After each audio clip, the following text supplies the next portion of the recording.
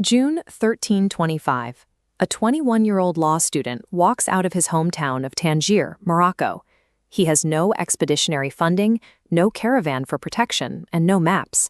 He is entirely alone. His objective is strictly conventional. He intends to travel to Mecca, perform the Hajj pilgrimage, and return home to take up a respectable career as a judge, following in his family's footsteps.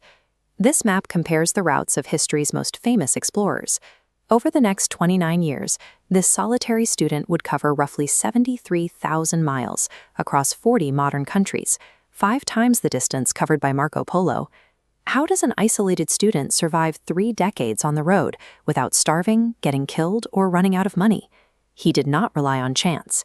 He leveraged his Islamic legal education as a universal passport, tapping into the interconnected infrastructure of the 14th century world. After reaching Mecca, he abandons his plan to return to Morocco. Driven by what he calls an overmastering impulse, he shifts his focus from the destination to the journey itself. He sails down the Swahili coast of East Africa, documenting the wealth of trading hubs like Kilwa and noting its specific architecture of wooden buildings roofed with reed thatching. Turning north into Anatolia, he finds a network of young craftsmen's guilds called the Aki Associations. They operate guest houses in dozens of towns, providing him with free lodging and food through a shared cultural code of hospitality.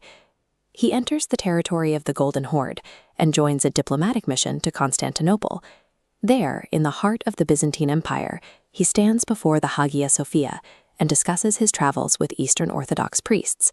He functioned as an embedded guest, gathering regional intelligence and leveraging high-level connections to guarantee his safety across highly diverse territories. Drawn by rumors of a sultan who offers massive stipends to foreign scholars, our traveler crosses the Hindu Kush Mountains and arrives in Delhi, India.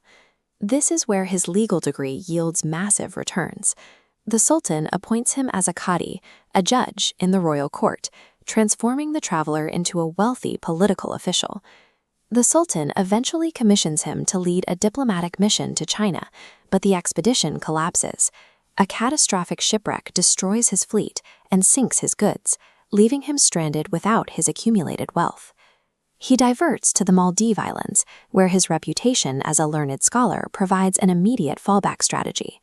He is appointed chief judge of the islands, staying for 9 months and marrying into the local nobility. His legal expertise served as an instrument of hard power. Because Islamic law provided a shared administrative framework across these regions, he could walk into a foreign court thousands of miles from home and immediately govern communities. Decades after leaving, he finally turns back west.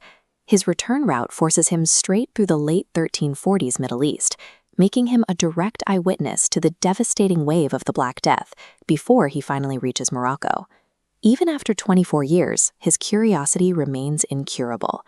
He launches a final expedition across the Sahara Desert into the Mali Empire to observe their court customs and trade routes.